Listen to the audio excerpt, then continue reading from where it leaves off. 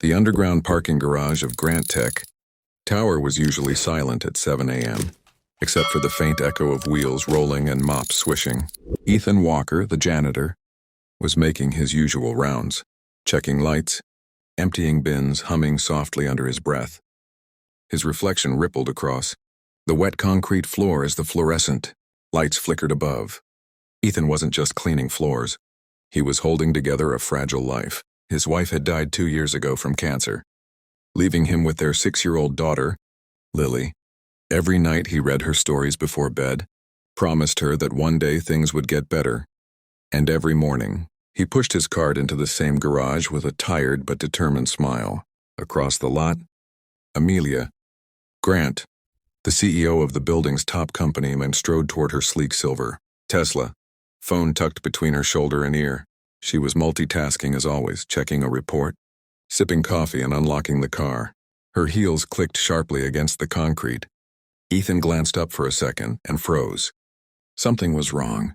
The Tesla's back door was slightly open. He was sure she had locked it last night when she left. He'd been mopping nearby. Then through the tinted window he caught it, a faint movement. A silhouette shifting inside. "Don't get in the car," Ethan yelled, his voice echoing through the empty garage like a thunderclap. Amelia froze mid-step, blinking in confusion. "Excuse me?" "Step away from the car, now!" Ethan shouted again, dropping his mop and sprinting forward. Before she could react, the rear door burst open. A masked man lunged out, a glint of steel flashing in his hand. Amelia screamed and stumbled backward, spilling her coffee. Ethan slammed into the man with his full weight, sending both crashing to the ground. The knife skittered across the floor. The intruder fought violently, kicking and twisting, but Ethan, fueled by adrenaline and years of bottled pain, held him down. "Call security!" he yelled. Within seconds, guards came running, sirens blaring. They restrained the man as Ethan rolled off, panting, his hands shaking. Amelia stood frozen, eyes wide, unable to speak. The attacker was dragged away, muttering threats under his breath. Ethan turned to her, breathless but calm. "You okay, ma'am?" She nodded weakly, still trembling. You just saved my life." He gave a tired smile. "Just doing my job, ma'am. Maybe a little extra today." The next afternoon, Amelia called Ethan to her office.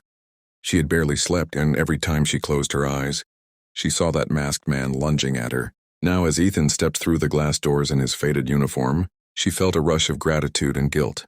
"Please sit," she said, gesturing to the chair across from her massive oak desk. The office overlooked the city, a skyline of power and ambition, so far removed from the janitor's world. "Would you like some coffee?" she asked. He smiled politely. "I'd love that. I can't remember the last time someone offered me coffee in this building." They sat quietly for a moment. Finally, Amelia leaned forward. "How did you know something was wrong yesterday?"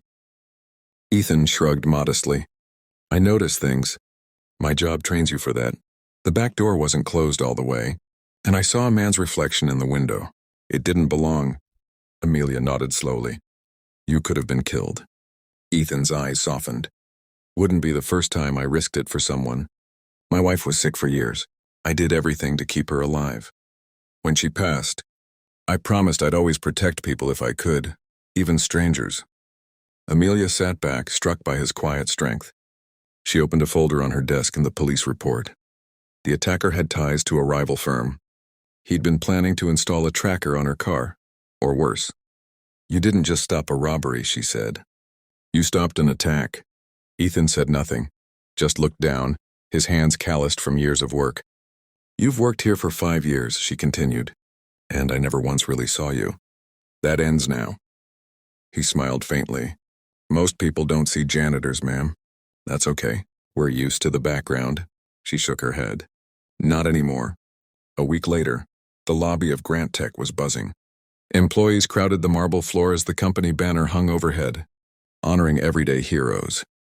No one knew exactly what was about to happen until Amelia Grant took the stage.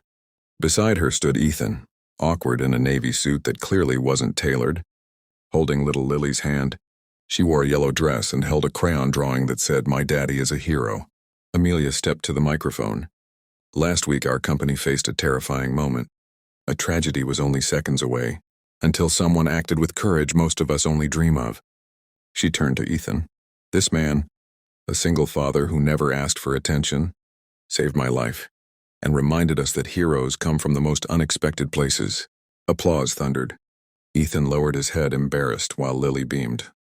Amelia continued on, "From this day forward, Ethan Walker will lead our new Safety and Facilities Department. His daughter's full education will be sponsored by Grant Tech." The crowd erupted again, cheering louder. Ethan's eyes welled up. He tried to speak, but words failed. Finally, he managed, "Thank you. I just wanted to make sure everyone gets home safe. That's all that matters."